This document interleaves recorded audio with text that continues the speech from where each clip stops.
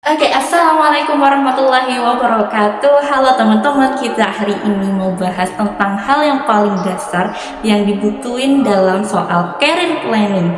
Jauh sebelum kita ngomongin kita mau ambil jurusan apa nih, kita tentuin dulu nih. Nggak harus tentang pekerjaan kok, cita-cita itu lebih ke kita punya peran apa nih gitu. Jadi sejak kecil nih aku ditanyain sama bapak cita-citaku itu apa. Rasanya tuh kayak pertanyaan yang meneror banget karena aku nggak punya gambaran tentang cita-cita itu apa. Kok bisa kayak gitu? Karena mungkin gini ya, karena pertama aku punya mindset kalau cita-cita itu harus pekerjaan. Ternyata nggak harus ya. Setelah berjalannya waktu aku baru tahu, loh cita-cita kan nggak harus soal pekerjaan. Itu pertama. Dan yang kedua, ternyata nggak semua pekerjaan yang udah ada itu cocok sama kepribadian kita. Bisa aja kita yang menciptakan lapangan kerja untuk diri kita sendiri. Jadi teman-teman, apakah kalian sudah siap? Sudahkah kalian tahu cita-cita kalian apa? Soalnya nanti penting banget buat pengambilan jurusan dan ini basicnya. Aku punya dua rumus dalam hal penentuan cita-cita. Dasarnya itu optimisme dan fokus. Kalau kita rinci lagi nih, breakdown, nanti bakalan ada 7 poin.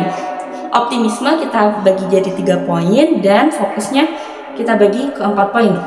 Optimisme sama fokus, dua-duanya itu bukan hal yang tiba-tiba lahir bagus gitu aja. Enggak, itu benar-benar butuh waktu loh. Buat menemukan cita-cita aja itu butuh waktu. Kalau untuk memproses hasil dari sebuah cita-cita, kita punya cita-cita, terus prosesnya itu lama. Jauh sebelum ngomongin proses tentang ngejar cita-cita, menemukan cita-cita aja juga sebuah proses nih. Kita harus mengenali diri kita dulu gitu kan. Oke, kita bahas poin pertama, optimisme. Optimisme kita bagi dulu dengan pertama, strong why. Strong why itu apa sih? Jadi suatu yang membangkitkan energi kita, mensyukuri nikmat akal yang Tuhan titipkan pada kita gitu.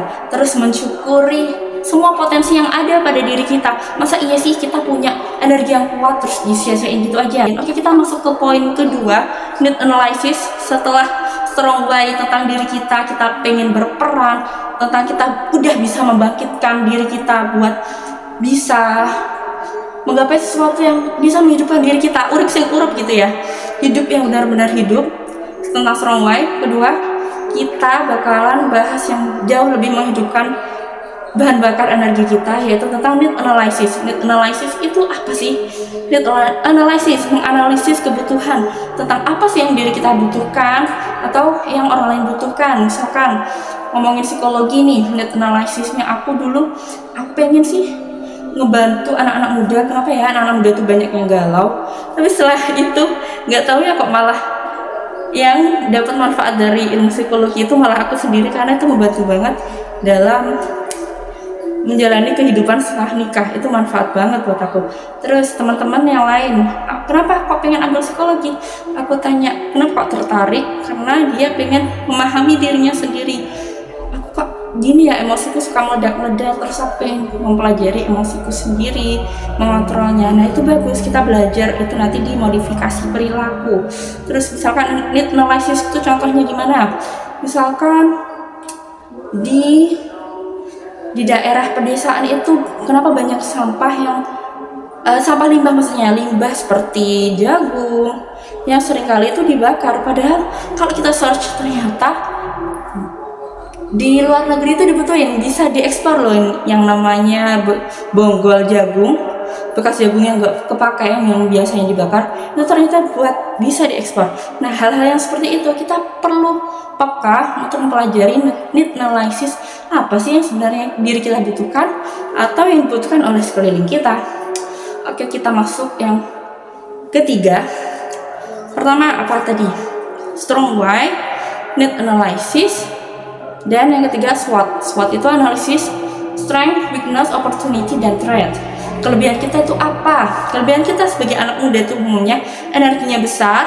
Oke, aku bakalan sebutin kelebihan umumnya nih anak muda itu apa. Aku singkat dengan oke Ria. Oke. O, optimismenya besar. K, kreatif. Iya dong, anak muda yang canggih edit video itu pasti yang anak muda nih, aku aja ketinggalan ya enggak. Itu pasti kreatif, optimisme, kreatif, terus resiliensinya juga tinggi, artinya dia bisa bertahan. Kalau anak muda beneran pasti bisa bertahan dari kegagalan satu, kegagalan yang lain bukan halangan, karena dia bakalan belajar dari kegagalan. Kalau kita nggak bertahan, mana ada lampu hari ini, mana ada listrik hari ini, ya kan? Oke, itu resiliensi. Terus yang idealisme, anak muda itu idealismenya tinggi. Kalau idealismenya tinggi, dia bakalan lebih hidup lagi dan jiwa mudanya lebih terbakar. Terus Ria, yang adaptasinya juga tinggi karena banyak hal yang di luar ekspektasinya, tapi dia harus beradaptasi dengan situasi yang baru, dengan lingkungan yang baru. Dan anak muda itu mirip daun yang masih muda, dia masih muda dibentuk dan masih muda adaptasi. Kalau tambah usia udah mulai tua, ini udah mulai cenderung agak susah diatur-atur. Makanya kenapa kalau lowongan kerja pasti yang dicari yang muda-muda, karena salah satunya karena adaptasinya yang tinggi. Oke, itu kelebihan anak muda. Apakah itu udah ada di kamu bisa evaluasi sendiri mana yang menjadi kelebihan kamu dan bidang-bidang apa nih yang bisa menjadi poin plus buat kamu. Supaya kenapa penting banget mengenali kelebihan diri, karena dengan begitu kamu bakal tahu, oh potensiku di sini, sementara kebutuhan need analysis tadi nih, butuhnya tuh apa gitu. Jadi bisa klop, disambungin antara strengths-nya kamu, kelebihannya kamu sama need analysis tadi tuh cocok gitu. Jadi bisa nyambung, bisa disinergikan. Oke, sampai situ udah paham bagaimana caranya kita memupuk optimisme. Ada 3 hal: strong why, need analysis, dan peran apa. Karena sebaik-baik orang bukan cuma sebaik-baik peran itu baik hubungannya juga dengan manusia, artinya bisa bermanfaat buat sesama, ya kan? Sebaik-baik orang, khairun nas anfa'uhum linnas, sebaik-baik orang yang bermanfaat untuk sesamanya. Makanya ini penting banget, dan 3 hal ini yang menjadi fondasi soal optimisme. Oke, lanjut kita ke poin kedua tentang fokus, dan nanti kita breakdown lagi. Oke, sorry kalau aku tadi nyebutin ada 4, kalau aku pelajari lagi ternyata bisa sampai 5. Apa aja yang perlu kita bangun untuk membangun fokus kita? Yang pertama, kita udah tentuin kan 3 tadi fondasi dari optimisme tadi. Oke, saatnya kita tentuin, kita set nih ujung dari mimpi kita tuh apa. Misalkan aku pengen jadi psikolog biar bisa bantu banyak orang, biar bisa lebih rinci lagi kalau bisa ya, siapa sasaran targetnya. Aku pengen bantu anak muda biar yang galau-galau bisa aku bantu. Oke, pertama sasarannya anak muda. Kedua, tapi selain itu aku juga pengen membantu keluarga, gimana biar resiliensi keluarga itu bagus. Terus gimana sih interaksi antara orang tua dan anak itu bisa bagus. Pak anaknya HP-an, ibunya kerja sendiri, gak ada komunikasi yang kebangun. Itu menurut aku sesuatu yang aduh gak enak ya dilihatnya, bersama tapi tidak menyatu gitu. Itu makanya aku juga tertarik tentang belajar PCIT, Parents Child Interaction Therapy. Doain deh untuk soal itu cita-citaku, kenapa aku pengen belajar tentang interaksi yang kebangun antara orang tua dan anak, terus disambungin sama need analisisku. Aku tuh pernah tahu anak kecil yang emang usia 3 tahun udah disimulasi membaca ya, tetapi dia belum mau gitu, terus sampai nangis, rengek-rengek. Aku pengen nemuin suatu metode yang bikin anak-anak itu mau membaca tanpa merasa terpaksa, mau membaca tanpa harus menangis. Belajar membaca itu bukan sebagai suatu beban, tapi hal yang menyenangkan. Kamu perlu tahu dan pelajari metodenya yang menarik seperti apa itu. Kenapa aku pengen banget belajar lebih, dan aku pengen lanjut S2 psikologi. Seperti itu. Untuk need analysis yang aku sambungin jadi set ujung mimpi aku. Nah, setelah kita udah set ujung mimpinya, kita lanjut ke breakdown langkah-langkahnya apa.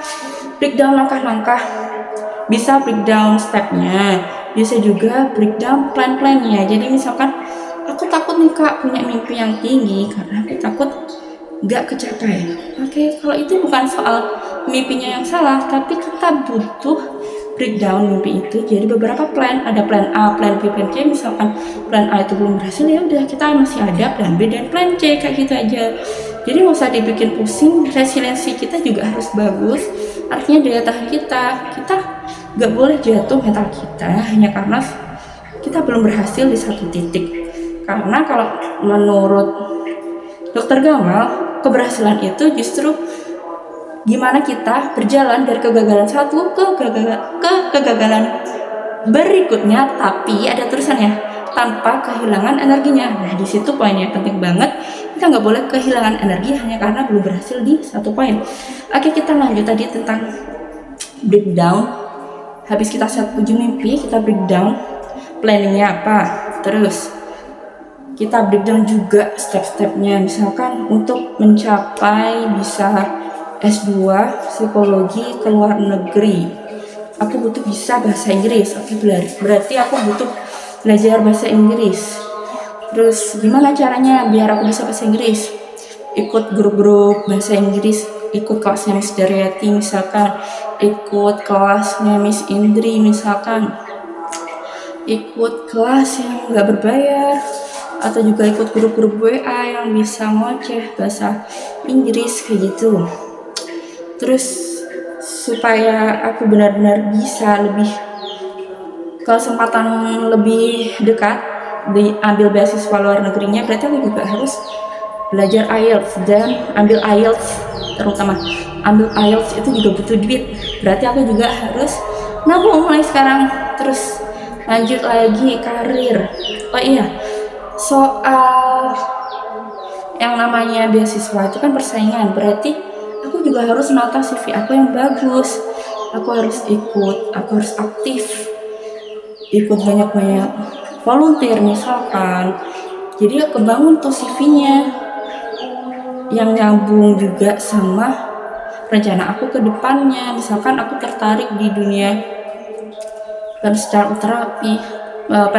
terapis gitu kan, berarti aku juga gimana caranya biar bisa ikut pelatihan-pelatihan soal parenting, juga volunteer terkait itu.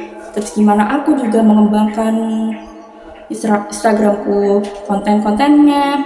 Terus juga banyak beraktivitas yang nyambung dengan itu. Juga tentang konten aku tentang sounding Quran, gimana aku juga memperkenalkan apa itu sounding Quran, distimulasi di pendengaran, karena sejak bayi itu kan pendengarannya udah terbuka duluan inderanya ya, seperti itu. Hal-hal yang relate, yang nyambung dengan apa yang aku cita-citain, itu yang maksudnya yang di breakdown. Terus kita tentuin step-stepnya apa, itu bakalan banyak dan kamu pasti punya jawaban kamu sendiri ya. Oke, kita lanjut. Setelah kita ngomongin set ujung mimpi, breakdown mimpi-mimpinya, kita lanjut. Biar kita nggak kehilangan arah, kita juga butuh role model nih. Biar kita lebih mengupgrade ya ilmu kita, mengupgrade pembahasan kita, biar nggak gitu-gitu aja. Ada 2 tipsnya. Kita punya role model dan emang harus explore semuanya. Bedanya apa? Cuma bedanya tuh kalau role model kan kita tahu, oh si dia kayak gini. Terus kita cari tahu juga dia belajar apa. Nah, kita explore lagi. Oh, dia belajar soal ini, kita explore. Oh, misalkan tes MBTI. Aku punya role model misalkan Kak Indri suka tes MBTI.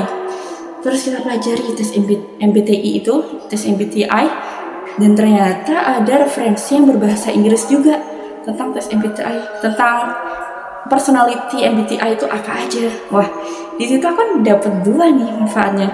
Aku belajar tentang hal yang berhubungan dengan psikologi, yang pelajari tentang kepribadian, tentang kepribadian MBTI itu ada apa aja gitu kan. Terus sama aku juga belajar meningkatkan bahasa Inggris aku karena referensinya berbahasa Inggris.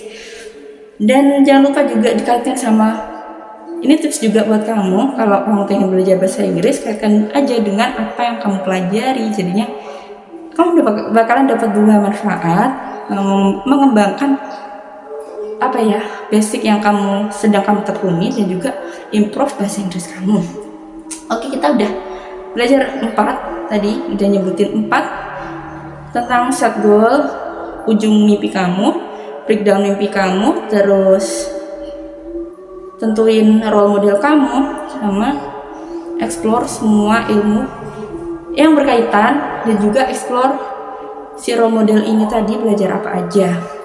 Dan yang terakhir yang pasti fokus ya. Fokus itu kamu punya jam terbang dan kamu sisihkan waktu tertentu emang buat mengasah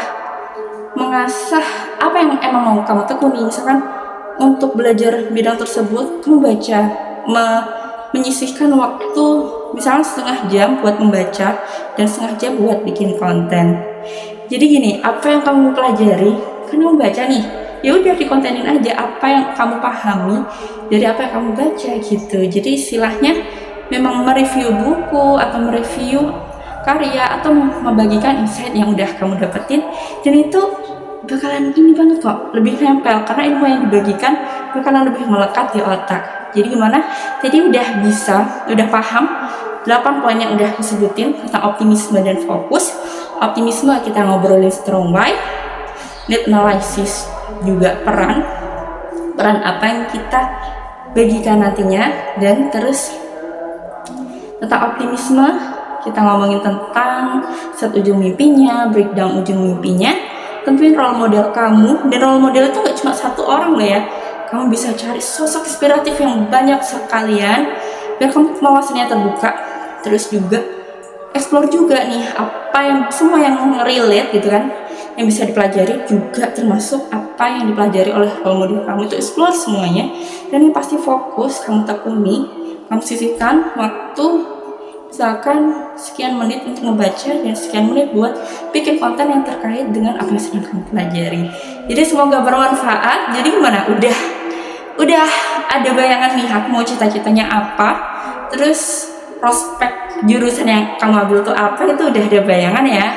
Semoga bermanfaat ya teman-teman. Oke, sebelum berakhir supaya bisa bermanfaat, kamu bisa komen tentang need analysis kamu tuh apa, terus peran yang kamu rencanain itu apa, terus kelebihan kamu itu apa.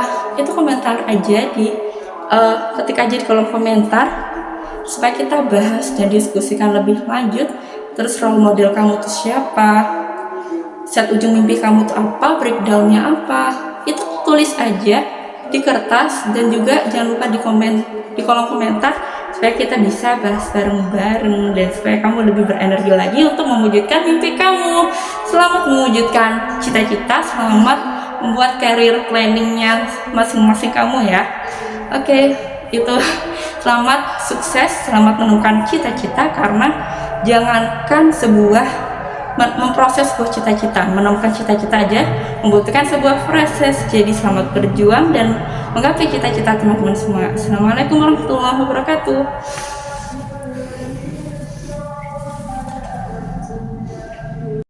Kita ngomongin strong why ya. Pertama, strong why aku itu apa? Kalau aku sendiri, pertama mensyukuri nikmat usia muda. Kedua, mensyukuri potensi yang ada pada diri kita.